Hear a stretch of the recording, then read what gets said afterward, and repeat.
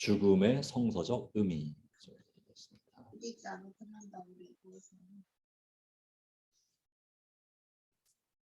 네.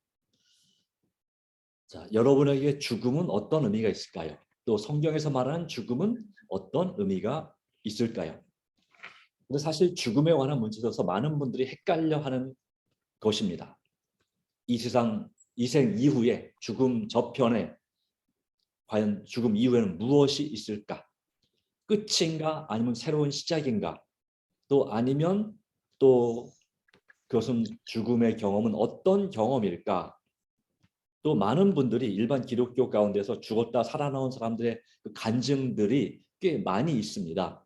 여러분들이 찾아보려고 하면 뭐 어디서든지 많이 영상으로든 또 글로든 찾아볼 수 있고 책으로 나오기도 했는데 그것이 정말 다 맞는 얘기인가?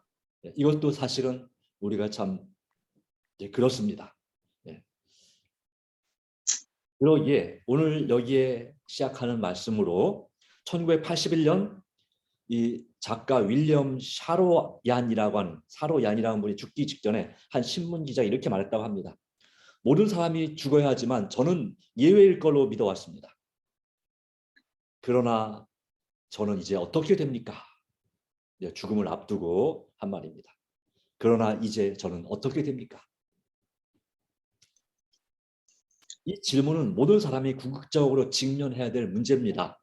주님께서 일찍 재림하지 않는 한, 내가 살아서 주님을 맞이하지 않는 한 모든 사람이 다 이 질문을 할 수밖에 없습니다. 그러나 저는 이제 어떻게 됩니까? 사람이 죽으면 어떻게 되는 것일까요?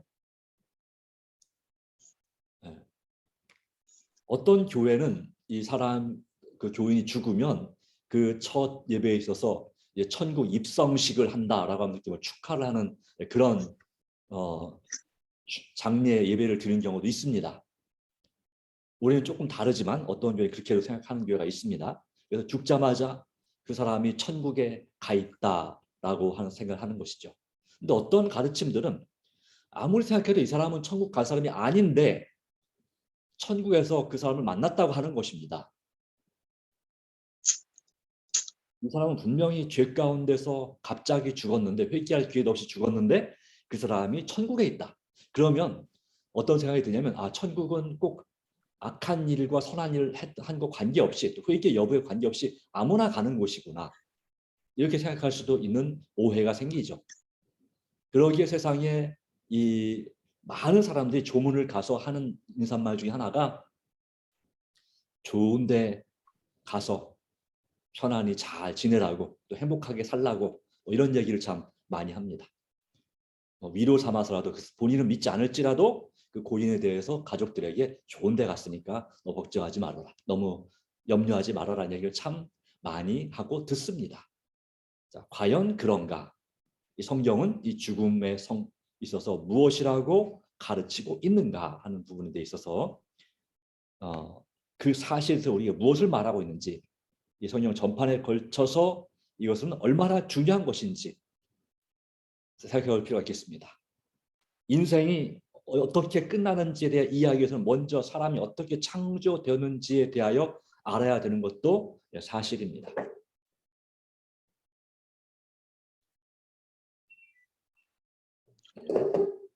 자, 하나님께서는 아담과 하와에게 어떤 경고의 말씀을 주셨나요? 하나님께서는 아담과 하와에게 죽음에 대하여 뭐라고 말씀하셨습니까?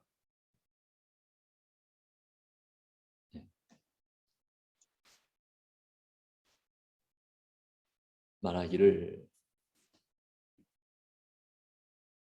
선악을 알게 한 나무 열매는 먹지 말라. 창세기 2장 17절 말씀 가운데 내가 먹는 날에는 반드시 죽으리라 라고 말씀하고 계십니다.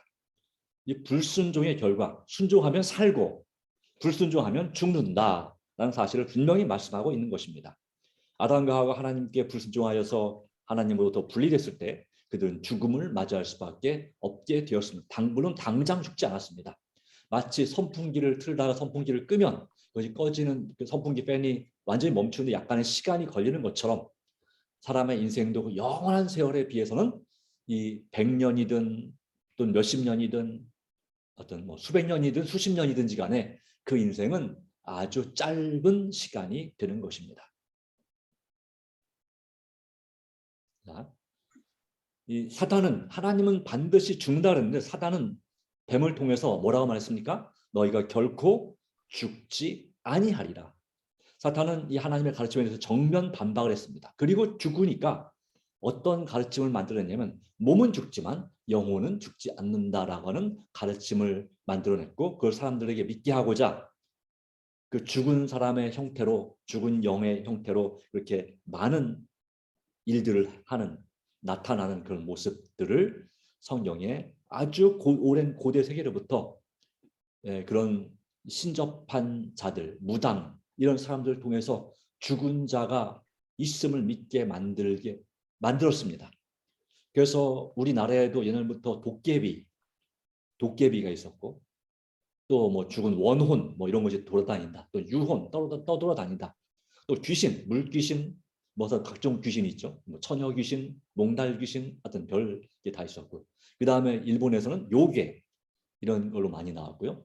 또 다른 나라에서도 뭐 좀비 또는 뭐 중국에서는 강시 또 뭐 뱀파이어 뭐 이런 여러 가지 이 죽지 않 몸이 움직이는 그런 마치 영이 살아서 움직이는 듯한 그런 존재. 몸은 죽었지만 영은 살아있는 듯한 그런 각종 것들이 유혹 사람들을 믿게 만드는 그런 영혼 불변 사상들이 등장하게 되었습니다. 자, 그런데 사람을 하나님께서 어떻게 창조했습니까? 창세기 2장 10절 말씀 가운데 여호와 하나님이 땅의 흙으로 사람을 지으시고 생기를 그 코에 불어넣으시니 사람이 생명이 된지라 라고 했습니다. 그러니까 순서가 그렇습니다. 흙 더하기 생기, 생기를 불어넣었더니 살아있는 영혼, 산 영혼이 되었다라고 하는 것입니다. 즉 아담과 하와가 창조될 때 하나님께서 그 코에다가 영혼을 불어넣지 않았다고 하는 것입니다. 뭘 불어넣냐면 생기, 즉 생명의 기운, 하나님의 생명력을 불어넣으신 것이죠. 그렇죠?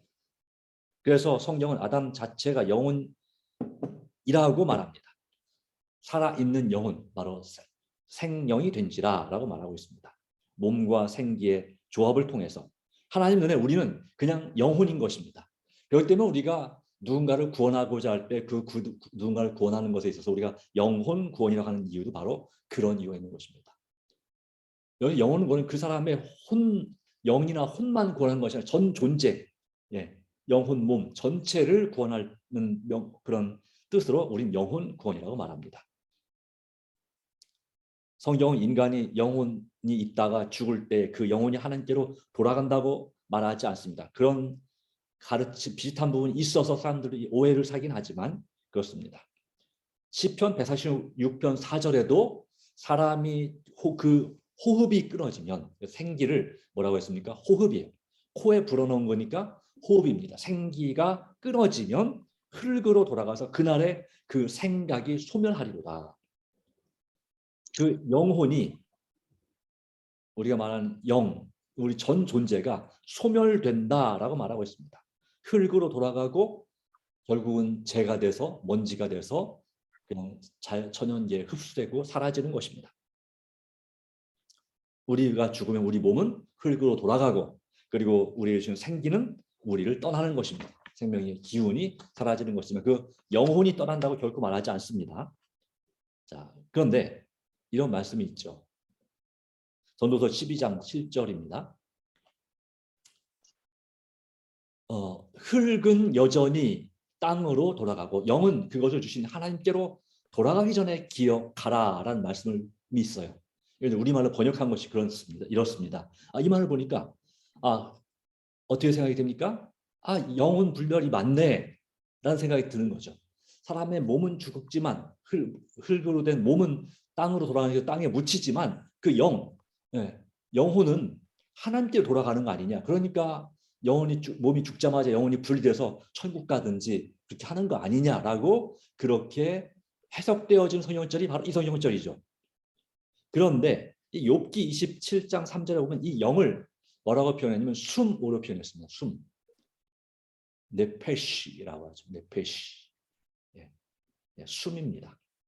영어로도 해석될 수 있지만 숨입니다. 근데 이 영어 이 해석 우리 한글말로 번역을 영은 그것을 주지 하나님께 돌아가기 전에 기억하라. 왜냐하면 그 같은 단어가 영어로도 번역할 수 있고 숨으로도 호흡으로도 번역할 수 있는 단어인데 영혼 불멸을 믿는 분들이 번역하다 보니까 영은 영어로 번역한 거죠. 숨이 아니라 숨결 호흡이 아니라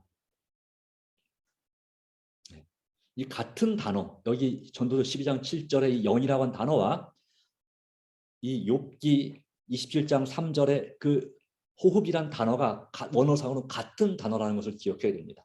나의 호흡은 아직 내 속에 완전히 있고 하나님의 숨결이 아직도 내 코에 있느니라. 하나님의 숨결 아직도 내 코에 있느니라. 자, 근데 이것을 만약에 우리가 번역을 해서 영이 내 코에 있다라면 어때요? 이상하지 않습니까? 아니 무슨 영혼이 코에 있어? 있으려면 이마에 있든지 해야지. 그렇죠? 그렇기 때문에 이 호흡은 하나님의 생명, 우리가 지금 생명이 원래 하나님께서 주신 게 뭡니까? 흙 더하기 뭐였습니까? 생기였죠. 생명의 호흡을 우리에게 숨을 쉬게 만드는 우리 폐에 스파크를 일으키던 그 생명의 기운, 바로 그것을 말하는 것이죠. 마치 뭐와 같아요? 가스레인지 있잖아요. 가스레인지. 이 가스레인지가 뭘로 작동됩니까? 뭐 두 말하면 사소리지만, 일단 가스가 있어야 되죠. 가스레인지가 있어야 되고 가스가 있어야 되죠. 근데 그 가스를 키기 위해서는 도시가스든 LPG 가스든 어쨌든 LNG 가스, 그 가스를 불이 딱 불로 점화되기 위해서 뭐가 필요합니까? 배터리가 필요하죠. 딱딱거리게 만드는, 그죠? 이 가스레인지가 좀 오래되면 이게 돌려도 이 딱딱 소리가 안 납니다. 배터리가 다 되거나 거기에 약간 좀 연기가 그을이 많이 끼면 소리가 안 나요. 그럼 어떻게 해요? 그 따로 이렇게 딱딱거리거나 아니면 가스로 이렇게 불을 켜는 것 같다가 거기다 이렇게 가스레인지에 대야지 그게 켜지는 거 아시죠? 자, 그러니까 이 하나님의 이 생명의 기운은 이 가스레인지로 말하는 가스, 그 도시가스 같은 가스가 아니라 가스는 말 그대로 말하는 이제 호흡 같은 거죠. 생명의 기운은 바로 스파크를 일으키는 바로 그것을 말하는 것이죠. 어찌되었든 우리가 죽을 때 하나님께 돌아가는 영은 바로 숨, 즉 호흡과 또 그런 하나님의 생명의 기운과 같습니다. 생기라고 하는 것은 살아 있거나 의식이 있는 것을 의미하기보다는 사람을 살리는 생명력을 뜻하는 것이다. 라고 해서 생명력을 뜻한다. 그렇기 때문에 성경에 보면 그 열조 누가 또 아브라함이 또는 또 이삭이 야곱이 어떻게 돌아갔다고 했어요? 기운이 진하여 그 열조에게로 돌아갔다. 그 열조와 함께 누워 잠에 기운이 진하여라고 말하고 있어요. 하나님께서 주시는 그 생명의 기운이 다 되면 그래서 호흡이 멈추게 되고 그러면 죽는 것입니다. 그러기에 그 생명의 기운이 하나님께로 돌아간다고 말하고 있습니다. 우리 그러니까 몸은 죽고 영혼만 우리가 생각하는 그런 그 생각을 가지고 있는 그런 정신을 가지고 있는 영혼이 하나님께 돌아간다는 뜻이 분명히 아니다라는 것을 우리가 분명히 이해해야 된다 이 말입니다. 또 다른 증거들이 있습니다. 자, 사람은 죽어서도 의식을 가지고 있나요? 전도서 9장 5절 말씀에 뭐라고 했습니까? 산자는 죽을 줄 알지만 죽은 자들은 뭐라고요? 아무것도 모른다고요. 죽은 자는 아무것도 모르는 의식이 없는 상태가 됩니다. 즉 생각이 멈추게 됩니다. 우리가 깊은 잠에 빠지면 생각이 멈추죠. 그러니까 그것을 그냥 잠자는 상태, 혼수 상태라고 말할 수 있습니다. 그러나 이 죽음은 조금 더 긴 것이죠. 사람으로 볼 땐 죽은 거지만 하나님께부터는 잔다고 표현하고 있는데 어쨌든 전도서 9장 6절에 그 사랑과 미움과 시기도 없어진 지 오래라고 기록하고 있습니다. 살아있는 자, 그러나 죽은 자는 아무것도 모른다. 살아있는 자는 죽을 줄 알지만 죽은 자는 아무것도 모른다고 말하고 있습니다.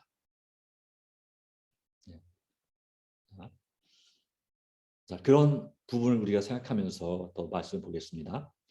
시편 115편 17절은 이렇게 말합니다. 죽은 자들이 죽은 후에도 하나님을 찬양할 수 있느냐?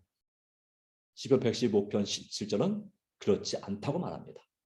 죽은 자들은 여호와를 찬양하지 못하는, 적막한 데 내려가는 자들은 아무도 찬양하지 못합니다. 그래서 적막한 데는 죽음의 잠을 자는 상태가 되겠습니다. 그 상태를 적막, 아무것도, 아무 소리도, 아무 것도 보이지 않는 그런, 바로 그런 완전 암흑의 상태. 그래서 이 죽은 자들은 여호와를 찬양하지 못한다.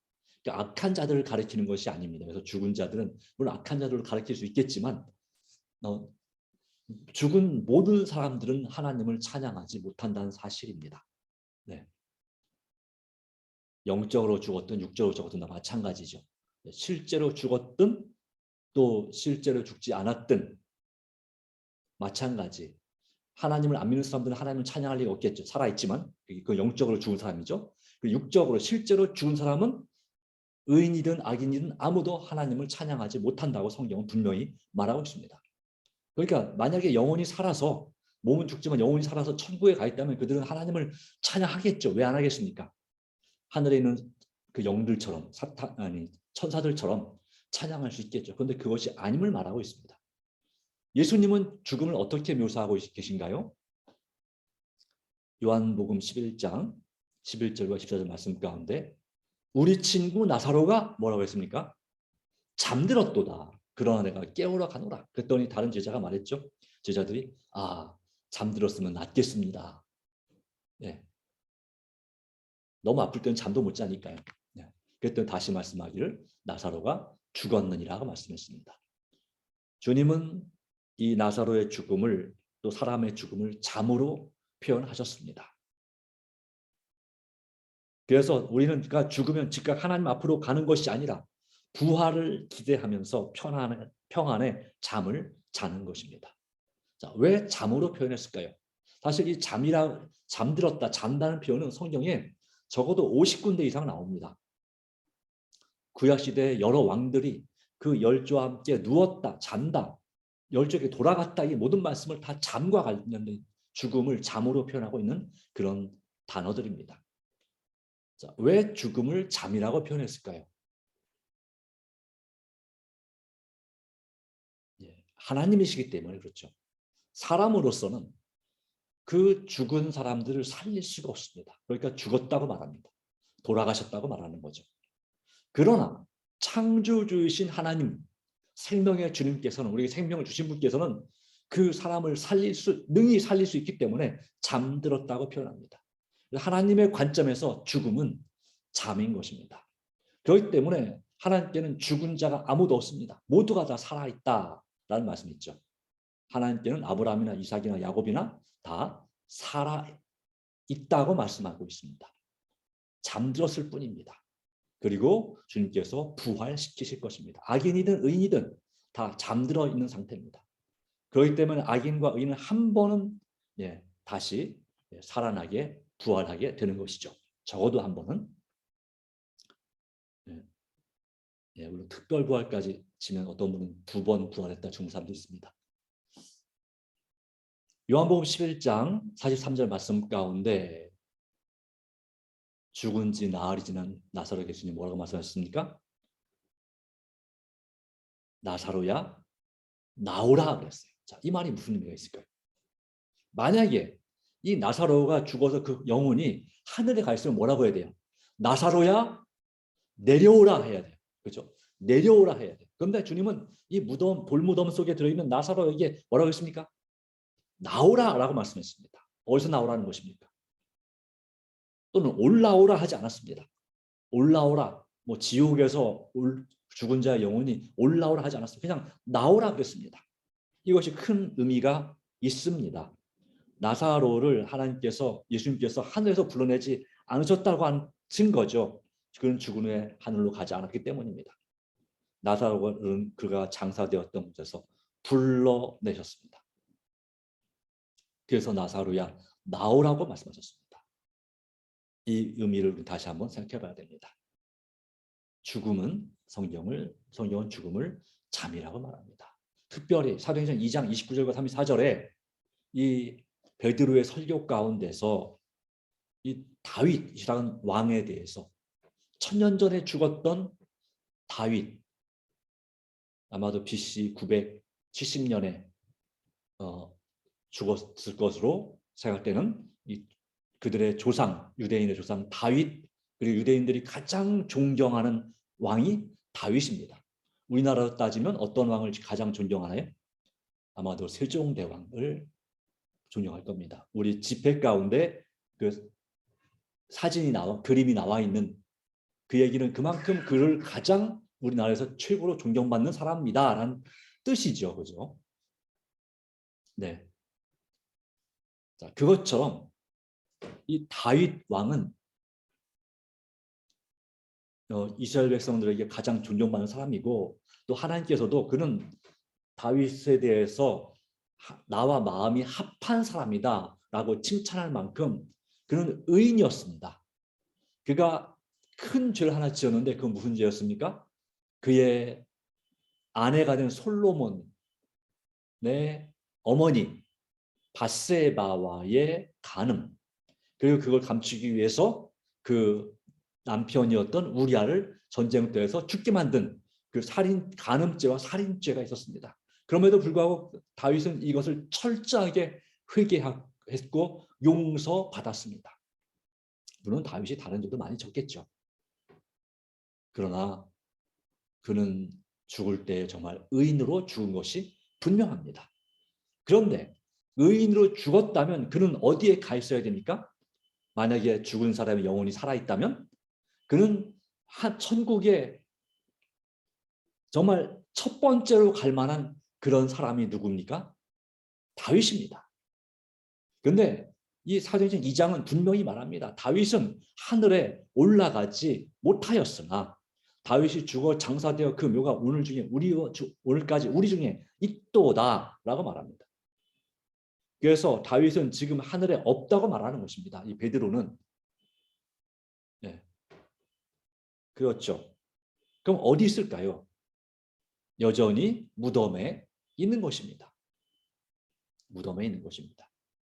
부활의 날까지 잠자는 상태로 있는 것입니다. 완전히 다 죄가 되어 썩어서 또 완전히 없어졌겠지만 어쨌든지 간에 그렇다고 하는 것이죠. 그러기에 사람이 죽으면 구원받는 사람들이 바로 몸에서 불의를 영혼이 하늘에 올라가나요? 그렇지 않다고 말하는 것입니다. 그리고 사람은 불멸의 영혼을 소유하고 있습니까? 아니라고 말합니다.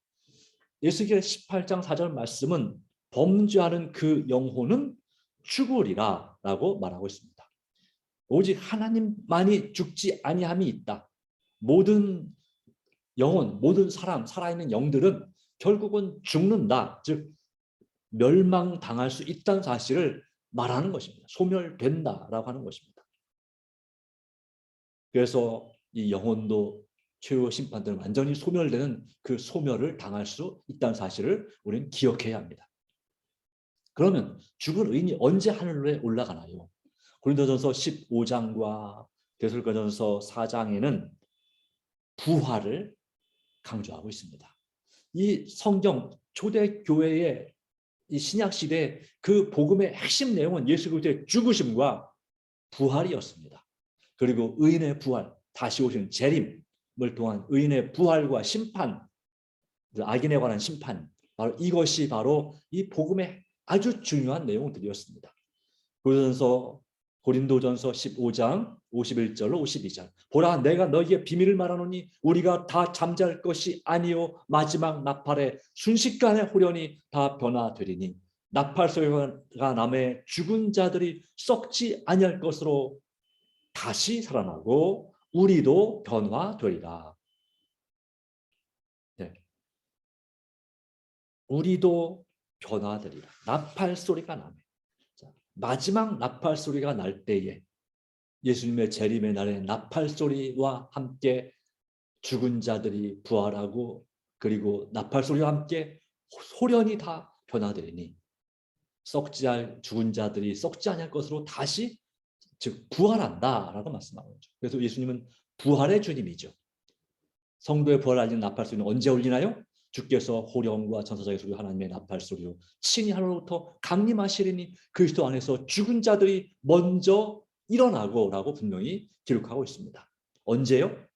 이 영광의 그날, 예수님께서 재림하시는 그날의 그 부활의 아침에 죽은 의인들이 나팔 소리와 함께 부활하는 것입니다. 먼저 일어나는 것입니다. 요한복음 11장 23절 24절에도 예수께서 말씀하시기를 내 오라비가 다시 살아나리라 라고 말씀할 때, 물론 하나님께 특별한 뜻이 있어서 예수님을 통해서 나사로를 살리셨습니다. 죽었는데, 죽은 지 나흘 됐는데, 나사로는 결국 두 번 죽게 돼. 나중에 또 늙어서든지 순교를 당해서든지 두 번째 죽게 됩니다. 많은 다시 부활의 아침에 살아나겠죠. 마지막 날 부활 때에는 다시 살아날 줄을 내가 아나이다. 나사로의 여동생이었던 마르다는 이 진리를 확실히 믿었습니다. 부활, 마지막 날, 주님 재림하시는 그날에 부활할 것을 바르게 믿고 있었습니다. 죽음이 자매라는 것을 바르게 이해하고 있었고, 그의 나사로가 죽은 다음에 하늘에 갔다고 생각하지 않았다 이 말입니다. 성경의 수많은 곳에 잠들었다 표현하는 것처럼, 그러므로 죽음을 부활 때까지 잠을 자는 것이다, 좀 긴 잠을 자는 것이다 라는 사상이 성경 전반에 나타나 있다는 사실입니다. 자, 어떤 또 몇 번의 부활이 있나요? 네, 물론 특별 부활까지 하면 3번이겠지만 어쨌든 일반적으로는 2번의 부활이 있습니다. 2가지의 부활이 있습니다. 2번이라기보다는 2가지의 부활이 있습니다. 요한복음 5장 28절 29절, 이를 놀랍게 여기지 말라. 무덤 속에 있는 자가 그의 음성을 들을 때가 오나니, 뭐라고 했습니까? 선한 일을 행한 자는 생명의 부활로, 악한 일을 행한 자는 심판의 부활로 나오리라 라고 말씀하고 있습니다. 주님 재림하실 때 그리스도 안에서 죽은 자들이 생명의 부활, 다시는 죽음을 당하지 않을 부활로 부활하는 것입니다. 악한 일을 행한 자는 이제 심판의 부활, 이제 12과에서 배울 내용이지만 영원한 최후의 심판을 위한, 멸망을 위한 부활에 나오게 되지만, 우리 주님의 간절한 소원은 어떤 부활을 말씀하고 있습니까? 생명의 부활, 선한 생명의 부활을 강조하고 있습니다. 자, 그런데 이 죽음이 잠이라고 하는 이 진실에 맞서서 여러 가지 속임수와 기반이 있습니다. 어떤 것이 있을까요? 자, 여기에 보면 욥기에는 7장에 스올, 무덤에 내려가는 자는, 즉 죽는 사람은 다시 올라오지 못할 것이니 그는 다시 자기 집으로 돌아가지 못하겠고, 자기 처소도 다시 그를 알지 못하리이다. 특별한 경우, 나사로 같은 경우 빼고는 다시 자기 집으로 돌아간 사람은 거의 없죠.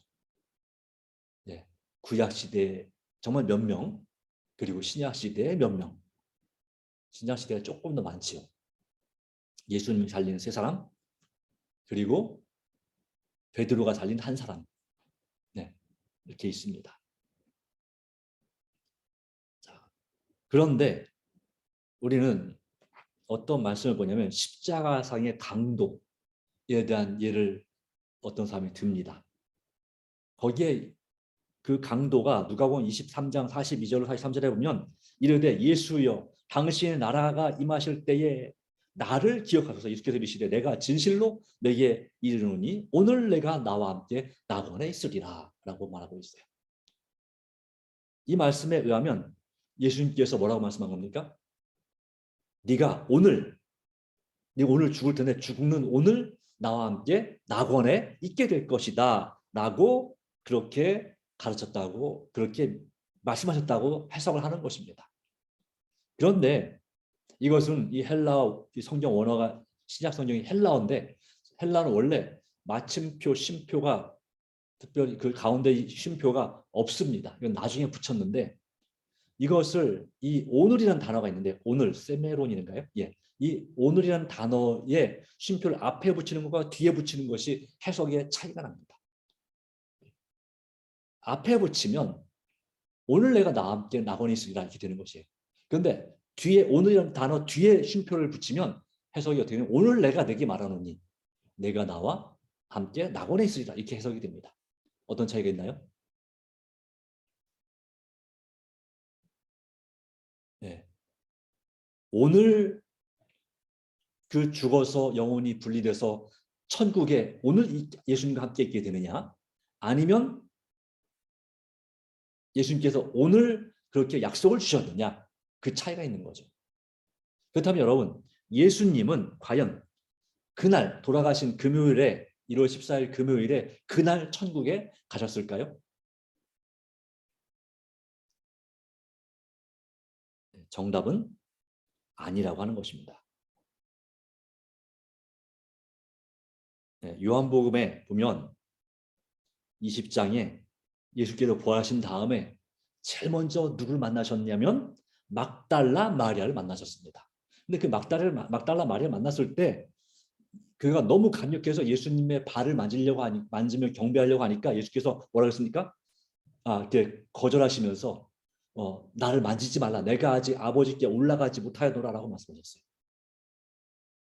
예수님은 이 십자가에 달려 돌아가신 다 이루었다고 돌아가신 그 다음에 아버지 내 영혼을 아버지 손에 부탁하나이다 하고 돌아가신 다음에 그분은 죽자마자 그 영혼이 천국 하나님께로 가 있다가 부활할 때 3일 후에 내려오신 게 아니라 다시 부활하신 것이 아니라 그냥 돌아가신 그대로 잠드셔서 이 무덤 가운데 3일 동안 계시다가 부활하신 다음에 잠깐 천국에서 하나님 아버지를 뵙고 부활하신 몸으로 뵙고 다시 잠깐 내려와서 이제 다른 여자들 막달라 마리아와 다른 여자들을 만났습니다. 그때는 여자들이 그의 발을 붙들고 경배하는 것을 허락하셨죠. 그러니까 이 성경에 여러 가지 많은 구절들이 영혼이 죽으면 분리돼서 살아있는 것처럼 해석되어질 만한 오해 소지가 있는 성경절들이 있지만 번역상 잘못이거나 아니면 잘못 오해한 해석을 잘못했거나 그런 것이라는 사실을 우리는 분명히 이해해야 된다 이것입니다. 그 전체적인 배경을 분명히 이해하고 알아야 된다라고 하는 것입니다. 낙원은 어떤 곳인가를 보시기 바랍니다. 이 낙원은 죽은 자들이 가는 곳이 아니라 산 자들이 가는 곳입니다. 살아있는 자들이 가는 것입니다. 그런데 이 예수님께서 그 누가복음 9장에 보시면 예수님께서 그 변화산에서 호련히 변화됐을 때 누가 나타났어요? 거기에 엘리야가 나타났습니다. 근데 엘리야만 나타났습니까? 누구도 나타났죠? 모세도 나타났습니다. 그런데요, 엘리야는 이해할 수 있어요. 엘리야는 살아서 천국에 간 사람입니다. 불말과 불병거 타고 살아서 천국에 올라간 사람이에요. 효리 바람과 함께. 그런데 이 성경의 기록 가운데 보면 이 모세는 어떻게 된 사람이에요? 요단강을 건너가지 못하고 그 이스라엘 땅을 가나안 땅을 보기만 하고 죽은 사람이에요. 죽은 사람인데 그 죽은 사람이 누가복음 9장에 예수님 앞에 실제로 살아서 나타난 것입니다. 예수님이 돌아가실 걸 말씀하시고 격려하기 위해서 온 것입니다. 어떻게 된 것일까요? 구약만 가지고 볼 때는 이 모세는 죽은 거로 되어 있습니다. 부활됐다는 기록이 전혀 없습니다. 그런데 우리가 신약의 유다서 1장을 보시면 거기에 7절인가요? 거기에 말씀 가운데 예수님께서 주께서 모세의 시체에 대하여 사단과 논쟁하시는 장면이 나옵니다. 다시 말해 그 말은 무슨 말일까요? 예수님께서 그 모세의 시체를 부활시키고자 할 때 사단이 안 된다고 막고 있는 장면이 바로 거기에 있는 장면이에요. 주께서 너를 꾸짖으시기 원한다라고 말씀하셨죠. 네. 결과적으로 이 말씀은 뭘 의미합니까? 모세는 부활했습니다. 죽은 다음에 하나님께서 그를 살리셔서 천국으로 데리고 갔습니다. 이 땅의 육적인 가나안이 아니라 영적인 가나안, 하늘 가나안으로 그를 데리고 간 것입니다. 그들이 예수님 앞에 나타났던 이유는 바로 무엇일까요? 그들은 바로 예수님 재림 때에 있을 성도의 대표인 것입니다. 엘리야는 어떤 사람의 대표입니까?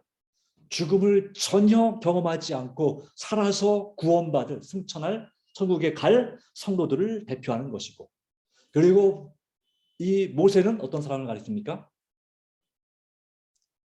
주님 안에서 죽은 사람들을 바로 마침 그 재림의 그날에 부활할 것, 예수님의 십자가의 죽으심으로 모든 인류가 구원받았게 됐고 그 하나님을 믿고 예수님을 영접함으로써 그 주 안에서 잠든 자들은 예수님 재림하시는 그날에 분명히 다시 살아날 것을 그거에 대한 예표와 보증으로서 누가 나타나는 것입니까? 모세가 등장하는 것입니다. 그런데 이 마지막 때 이런 사실을 믿지 못하도록 많은 속임수가 있다는 것이죠.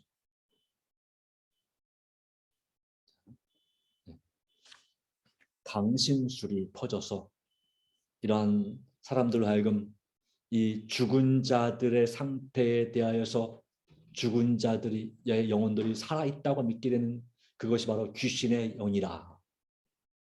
이적을 행하는. 그래서 영혼 불멸.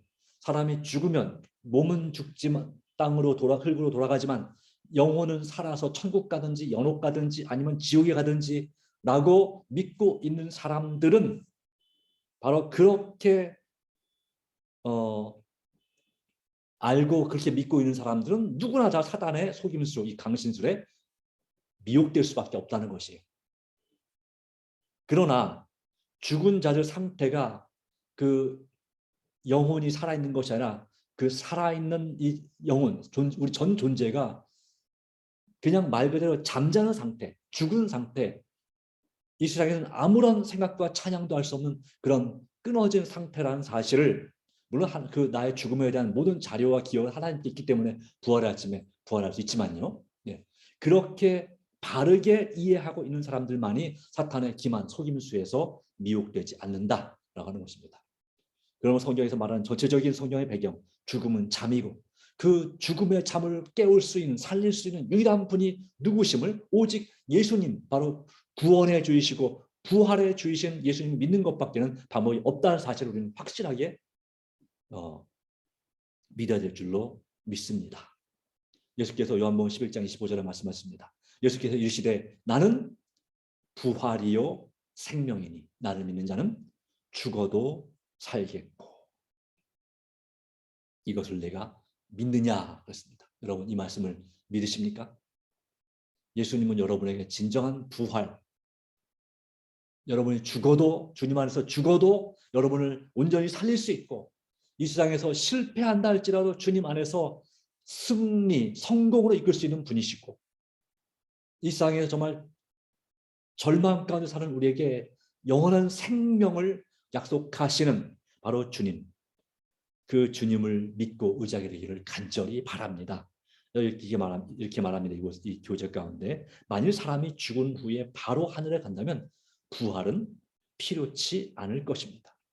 부활 신앙은 아주 우리에게 중요한 핵심적인 신앙이 되지 않을 것입니다. 죽자마자 그 영혼이 하늘에 간다면. 왜 굳이 천국에서 잘 살고 있는데 행복하게 살고 있는데 굳이 다시 땅에 내려와서 몸을 가지고 부활해야 될까요? 그럴 필요 없잖아요. 그냥 천국의 하나님께서 천국에 있는 그대로 거기서 새 몸을 주시면 되잖아요. 굳이 이 땅에서 다시 부활할 필요 없잖아요. 번거롭게. 그죠? 그런데 그것이 아니라고 하는 거죠. 우리가 이 죽은 후에 무덤에 머물고 있기 때문에 자고 있는 상태가 되고 있기 때문에 주님 재림하실 때에 우리에게 부활하게 하시고 새 몸, 썩지 않을 영원한 영생의 몸을 주시는 것이죠. 호련히 변화되는 영광의 몸을 주시는 것입니다. 썩지 않은 몸으로 부활시켜서 하늘에 데려가 주실 분이 필요한 것입니다. 이것이 바로 진짜 진리인 것입니다. 이 일을 할 수 있는 분은 오직 누구시라고요? 오직 한 분, 예수 그리스도, 부활이요 생명이신 예수 그리스도만이 우리를 살릴 수 있습니다. 다시 말하면 예수님을 통하여 우리는 다시 살 수 있습니다. 우리의 죽은 육신도 마찬가지고요. 우리의 낙심하거나 절망하고 이제는 안 되나 보다 포기에 자포자기한 우리의 영혼도 마찬가지입니다. 우리의 영과 정신도 주님 안에서 다시 살 수 있습니다. 누굴 통해서요? 예수님을 통해서요. 내가 실질적으로 내 몸이 죽지 않았을지라도 우리는 영적으로 죽은 자일 수 있습니다. 그러한 우리의 절망적인 상황의 주님 안에서 뭘 얻을 수 있다고요? 오직 주님을 통해서만 생명을 얻을 수 있습니다. 다시 살리시는 주님을 믿음의 손으로 붙잡으시기 바랍니다. 이 떡을 먹으면 영생하리라. 말씀하신 생명의 떡이 바로 그분이십니다. 나를 살리는 유일한 생명의 떡은 바로 밥이 아니고 세상의 빵이 아니고 바로 하늘의 양식, 바로 생명의 떡이신 예수님 뿐이십니다. 죽음 속에서 우리가 소망을 가질 수 있는 이유는 무엇일까요? 또 질병과 고통 속에서 우리가 소망을 가질 수 있는 이유는 무엇일까요? 여러 가지 정신적인 스트레스 속에서 우리가 소망을 가질 수 있는 이유는 무엇일까요? 바로 부활이요 생명이신 예수님을 통하여 우리가 다시 살아날 수 있고, 내게 능력 주시는 예수님을 통해서 내가 모든 것을 할 수 있음을 믿기 때문입니다. 여러분, 이제 주님 안에서 오늘 죽음의 성서적 의미를 살펴보았습니다. 여러분은 하나님께 온전히 굴복하기 원하십니까? 그렇지 않습니까? 네, 진정으로 원하시기 바랍니다. 자신의 뜻대로 살기 원하십니까? 아니면 하나님의 뜻대로 살기 원하십니까? 여러분 삶 속에서 하나님의 뜻이 이루어지기를 원하십니까? 정말 하나님의 은혜가 저와 여러분들에게 함께 하시고 부디 꼭 도와주셔서 이 안식일, 승리하는 안식일, 또 한 주간도 사단과 싸움에서 승리하는 안식일, 그리고 한 주간 또 죽음을 극복하고 날마다 부활을 경험한, 날마다 주님의 날마다 죽고 날마다 사는 하나님의 자녀들 되기를 간절히 바라면서 말씀을 드립니다. 우리를 참으로 사랑하시는 주님, 우리에게 죽음의 성서적 의미에 관하여 살펴보게 하시니 감사합니다. 우리가 살든지 죽든지 그 시간이 잠의 시간이 끝나고 나면 마침내 부활의 아침에 우리가 정말 그 주님의 영광에 참여할 그 소망을 가지고 살게 해주심을 감사합니다. 나를 살리시는 주님을 날마다 믿고 의지하며 주님 안에서 함께 살고 함께 죽고 또 다시 함께 사는 하나님의 자녀 되어 주시옵소서. 예수님의 이름으로 기도합니다. 아멘. 아멘. 네, 감사합니다. 주님의 함께를 바랍니다. 네, 예, 광고를 드리도록 하겠습니다. 5월, 그러니까 4월 17일 일요일에는 교회 대청소가 있겠습니다. 일단 형편이 도저히 안 되면 연기할 수 있지만 일단은 그렇게 광고를 드리겠습니다. 네, 그리고 18일부터 이제 사회적 거리두기가 완전히 해제됩니다. 다음 월요일부터요. 예, 그래서 인원 제한 없이 우리가 교회에서 예배 드릴 수 있고, 다만 이제 마스크는 쓰라고 하더라고요. 그리고 25일부터는 4월 마지막 안식일부터는 우리가 교회에서 점심 식사도 같이 할 수 있습니다. 예, 그것에 대해서 우리가 이제 집사님들께서 대비하시 준비해 주시기를 바라고, 그러니까 이제 사실상 25일 이후로는 이제 코로나로 인한 어떤 격리나 또 어떤 그런 제약이 다 없어지는 겁니다. 일상으로 돌아가는 것입니다. 물론 여전히 코로나에 걸릴 수는 있습니다.